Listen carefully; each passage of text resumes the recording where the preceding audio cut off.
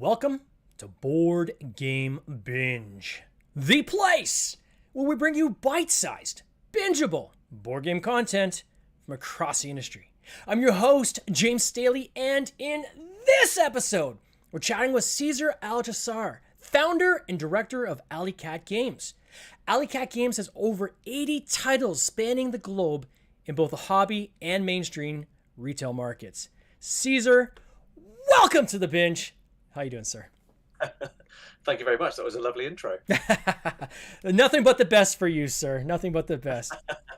So you and I have been trying to connect for quite some time. I am so pumped to have you on the podcast. Man, you're a tough guy to get a hold of. But man, once I can get you, I know I'm going to hang on to you like a cat. You know, the cat's getting away. I got to just kind of hang on to you and hold you tight. So thank you so much for your time. I really do appreciate it. I know you're a busy guy, so we are going to go through this fairly rapidly. Why don't we start with kind of this whole history of like you were in like the whole university circuit writing like papers on stuff. It had nothing to do with board games. Tell me about that. What was that all about? Yeah, I did a PhD in structural biology, structural and molecular biology. That was at Birmingham University in the UK. It felt like a natural progression to continue with that, and I became a postdoc, so I wrote papers. I did that for a few years, but towards the end of my very first postdoc, I realized it really wasn't for me. And just fortuitously at the same time, I was reading Jamie Stegmaier's book about crowdfunding, right? Yep. Like everyone else has. And I thought, well, I could do something like that, stupidly.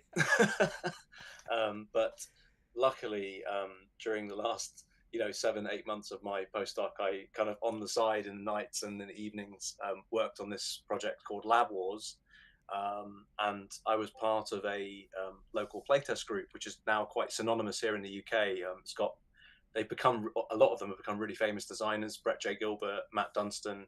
Matt Dunstan has sort of spun out his own print and play publishing group called Postmark.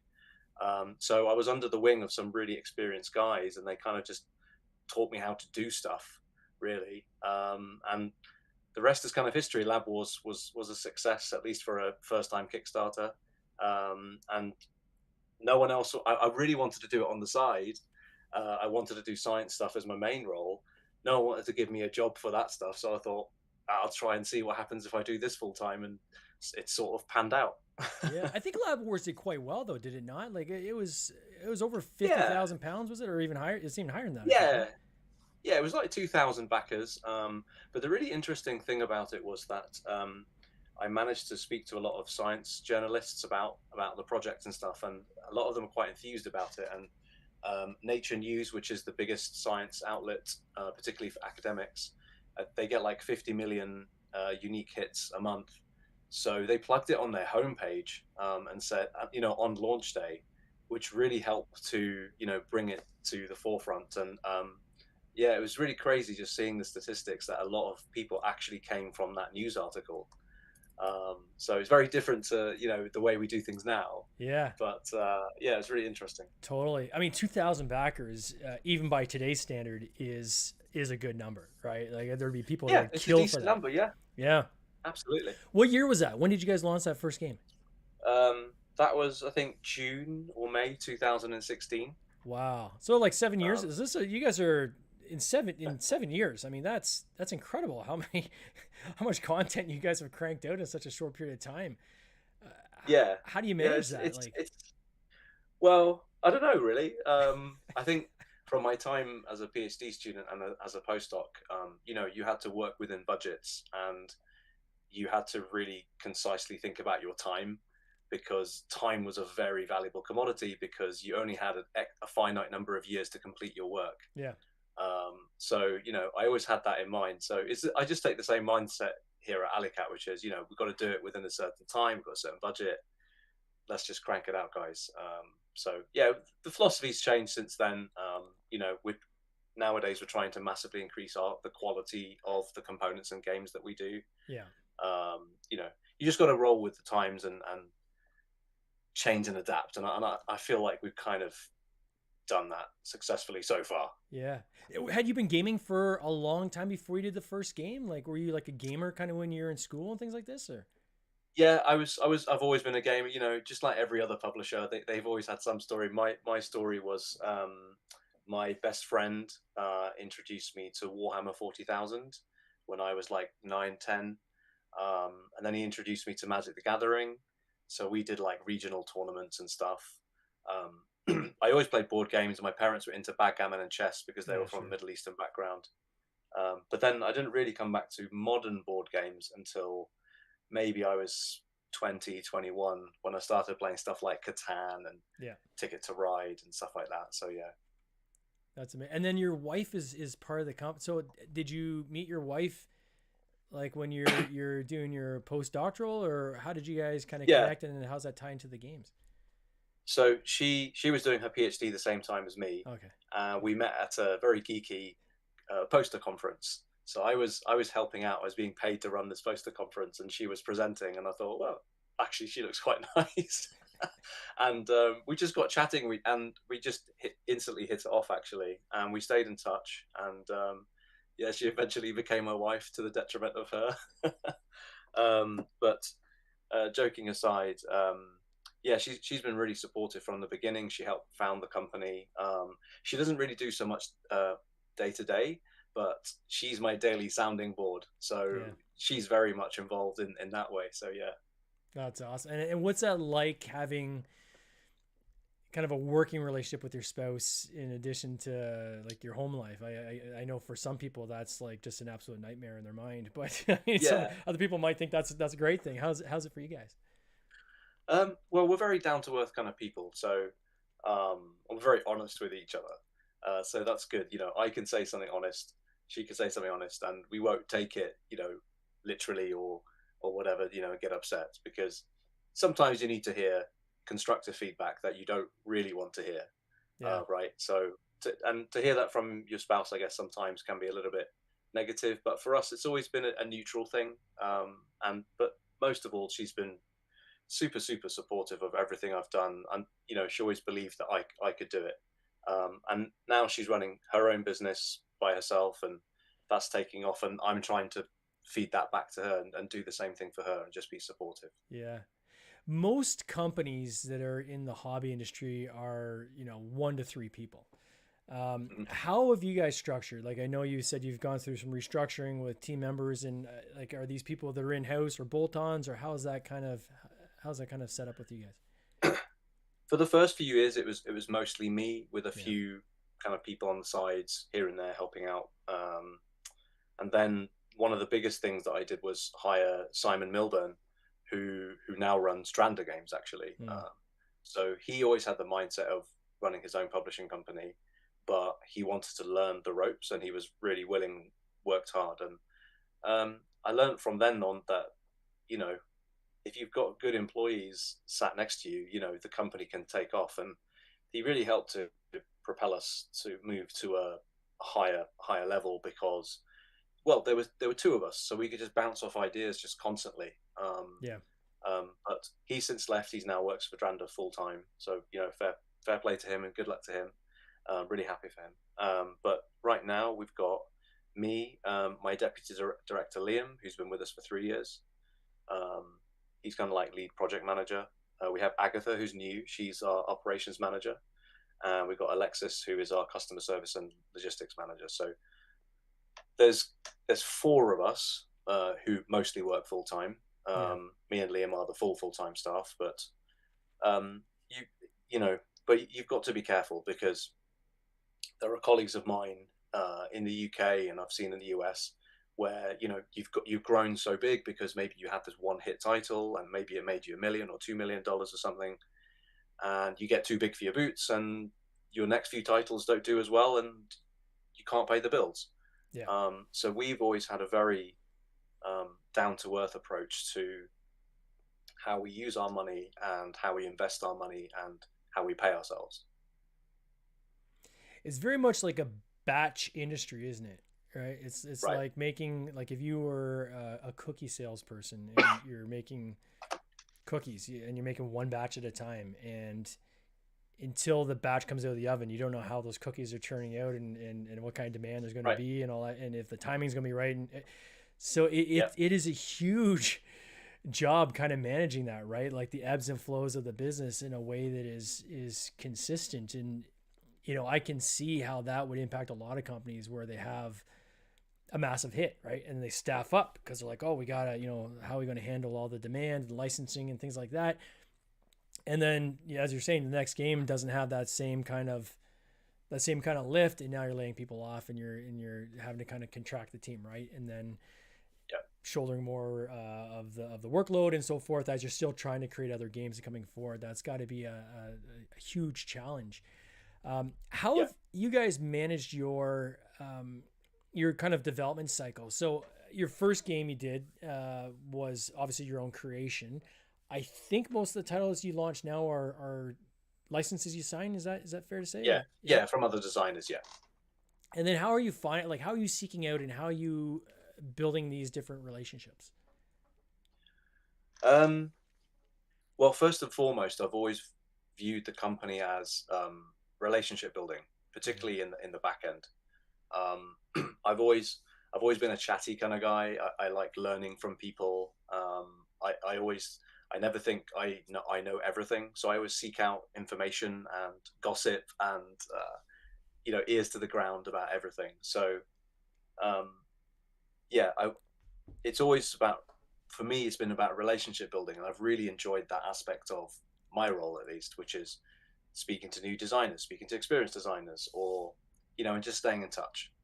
um, and graphic designers, freelancers, artists, these people who some consumers may consider our periphery, but actually, if you get the right combination of artist, designer, graphic designer, product development, game development, all in the same you know product, it will make a beautiful end thing. And I feel like what we did with Arborea was a culmination of just everyone just ticking the right boxes. And that for me is our most recent piece de resistance. I was really happy with it, really. Yeah. And as anyone will tell you who knows me, I'm a grumpy guy and I'm very realistic about things. And I never say, oh, I'm never like optimistic. But Arborea, I just feel like just ticked a lot of right boxes, and it was just the right people, right artist, right graphic designer, just so many different things. But sometimes it doesn't work out like that. So yeah, but And did like I you said, meet this relationship building this is important. designer? Was it at a convention or is this someone you had worked with in the past? Or I'm just showing on the screen for So those who are watching live as well. yeah, so we met Danny through he submitted his game to us, and he submitted it to the UK Games Expo, which do a designer and publisher speed dating event. Hmm. Um, so it was just sheer luck, and we said to him, well, we really like your game, and he was like, well, okay, I'll sign it up with you guys rather than taking it to the speed dating event. And then we didn't publish the game until 3 years later. He had to wait a long time. Yeah. So That's tough, but I think when you're with a company like yourself, right, as a designer, and you clearly have a track record, it's okay to wait, right? And I would put many in that classification. The Op or Hasbro or any of these kind of companies, Spin Masters, the companies where they're pretty consistent in releasing titles. That you're in good hands. I think those are the kind of relationships where there's probably more trust on the designer's standpoint on their behalf of saying, okay, I know that, when they are ready, it's going to be good, versus maybe with a smaller publisher where they don't have as many titles. That's a bit of a risk, right? Where they say, okay, well, it's going to be 3 years from now. It's kind of that opportunity cost of, am I missing out on maybe being with someone else? So I think that's probably a testament to the trust that you've established in the community with the designers you worked with. Yeah, I mean, Danny was really patient, and I really like Danny as a person. And I've had experiences in the past where the relationship with the designer has not been so good, Yeah. which I won't go into detail, but um, my recent experiences have been, if I enjoy working with the person on a personal level, it's just going to make the whole experience better. And even if Yeah. the game is not like a AAA blockbuster, but is maybe a double A or an A plus title, I'd rather do that nowadays, because we're kind of blessed with the kind of submissions that we have coming through the door, Yeah. and the designers that we work with, that it's okay to do an A plus title rather than a AAA, just because you're doing this on a day-to-day basis. And Danny's a lovely guy, and he had a great success as well with Barcelona. So Yeah. yeah, yeah, it's great. For designers out there, so without getting into specifics, we don't need to talk about names or anything like that, but more to help other people who are designing games and thinking of pitching to publishers and so forth. What are some things that you would say are things that are maybe red flags that would make you not want to work with a designer? So there's designers out there, maybe some advice for them on how to maybe approach publishers, or there's the game side, but then there's the personal side. What are some things they can do on the personal side to make this, increase their odds of having that good relationship? I mean, each publisher is different, and there are things I would also recommend to publishers as well, because I have a lot of friends who are designers, right? Yeah. And I hear some horror stories about how publishers like either treat them or just speak to them on a personal level. So I don't think that, well, for a start, I don't think designers need to grovel or beg. It doesn't need to be like that. And I don't think they need to feel that they need to be on that level, because publishers and designers, they have to work really closely together to get the game out. Yeah. So first and foremost, believe in yourself and your design, but also just take constructive feedback. And I would say try to ignore publishers who maybe are a little bit too aggressive in their feedback, let's say. Yeah. But at the same time, I think my biggest advice would be that there's always a game out there for a publisher. And we've had plenty of designs where we've signed them up, and within a year or a year and a half, we've realized it doesn't quite fit in anymore with what we were thinking. And most of the time, those designers have gone away, and they've got it signed up with someone else really quickly already. Yeah. So yeah, keep plugging away. And then sometimes, if the game's just not fun, give up on it.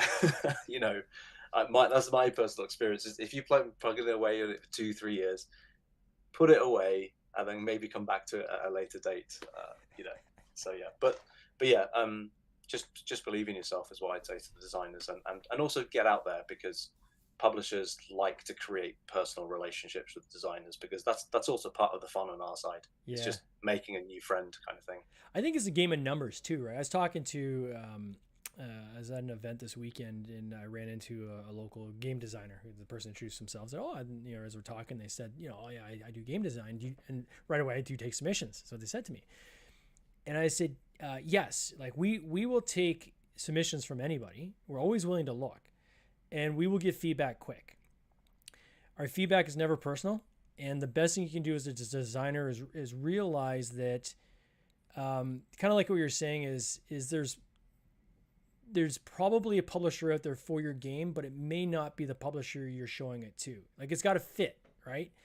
And there's tons of games that I even personally like that I would never launch under our Tin Robot Games company, right? Just because it doesn't fit the tenets of our company and what our company stands for, and the specific gamer that we're targeting. And with the following we've had up to that point, we kind of have to stay on brand now with the types of things we're launching. So it's not necessarily anything against that designer. It's just there's no fit, right? So, and I can tell that really quickly sometimes.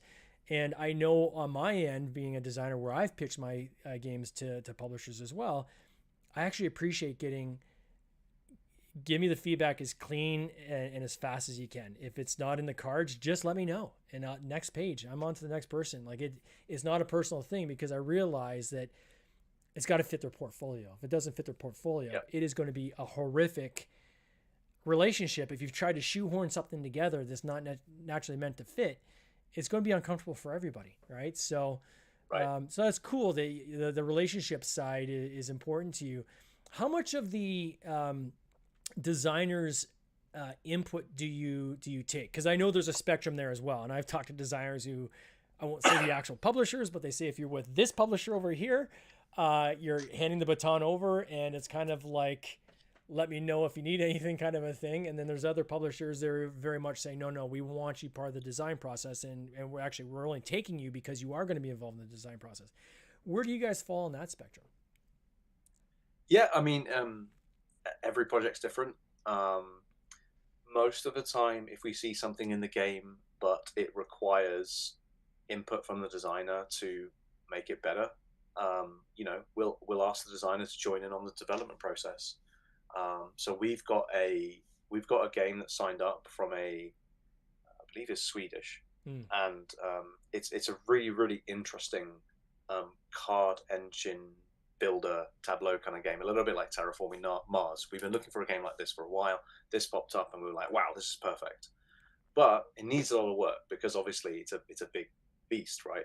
So we said to him, we like this core bit, but we need you to come and help us out with this stuff. And would you be willing to do that? Because otherwise, we probably wouldn't have taken it on, to be honest, because the game. And he was like, yeah, for sure. And there are other games like usually games from Matt Dunstan and Brett J. Gilbert, who we work with a lot, where the games are just done. There's nothing to do. Yeah. We have to just do our part, which is the art and the graphics, and obviously the marketing and stuff.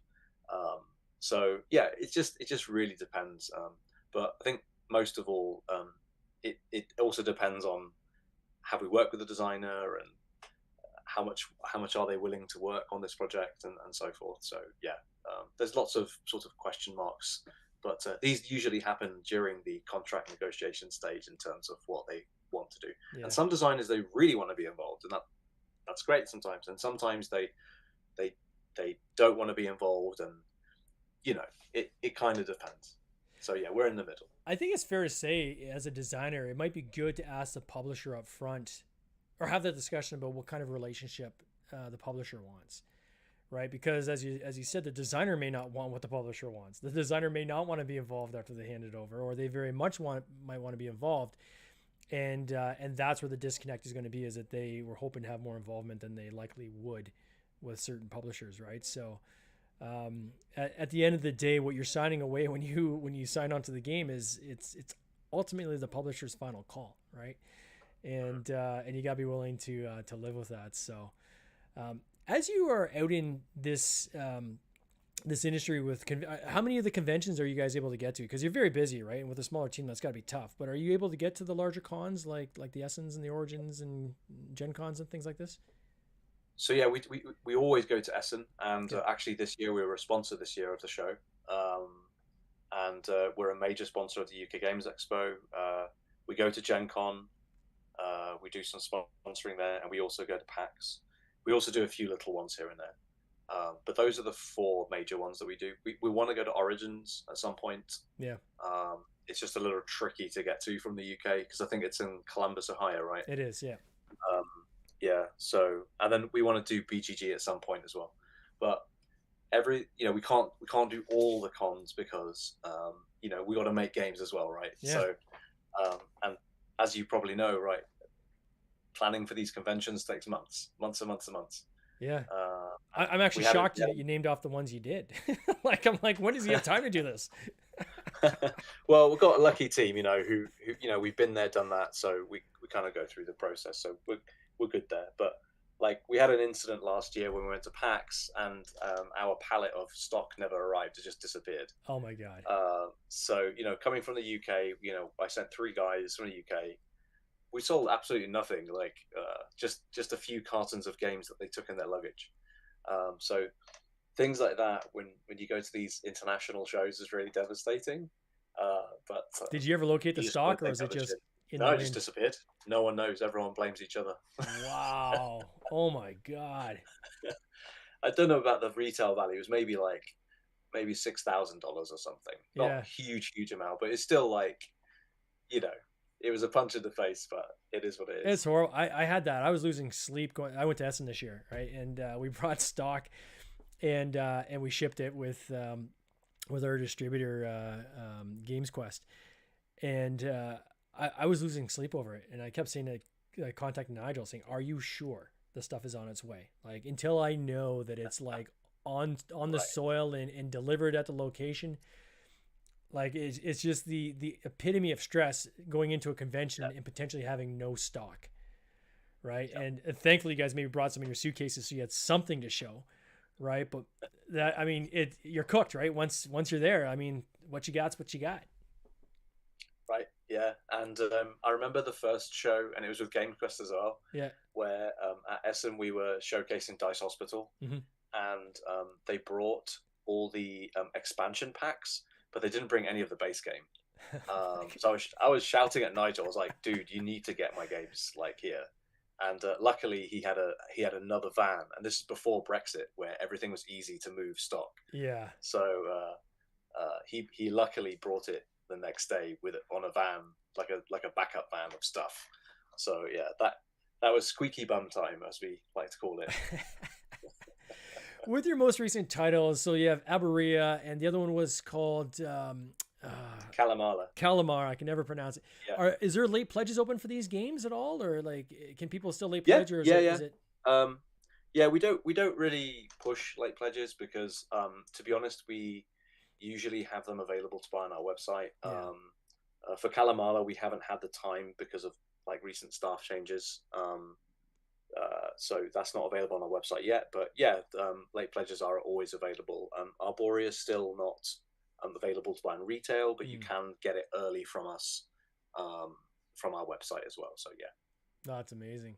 Now, can you talk about what you guys have coming next? Because I know you've got obviously a lot of titles, so I know there's something coming. I just don't know if you're allowed to talk about it. Can you talk about what you got coming next?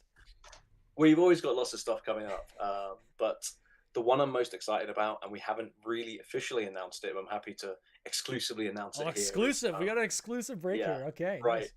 So our next advanced game, and that's what we usually like to put on Kickstarter nowadays. Yeah. So it's a medium heavy game, and it's going to be the first game in the Great Thinkers line. So it's going to be centered around a scientific figure. So in this first one, it's centered around Ada Lovelace. Okay. And it's going to be a medium heavy Euro based around a semi-fictional world of hers, where her and her assistants use what she used to call it is called the analytical engine or analytical machine. So it's got dice rondelle, it's got set collection, it's got worker placement, it's got lots of like really nice goodness for heavy Euros. So if people liked Autobahn or Amon-Ra or Arborea or Kalamala, these kind of like heavier Euros, you're probably gonna love this one. So it's the first of a trilogy that we're creating.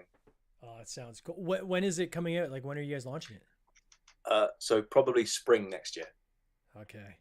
Is there anywhere we're going to be releasing the front cover pretty soon? And is there somewhere people can go and like sign up to get on the list or to kind of get a preview of that? Or so we literally haven't released any information about it.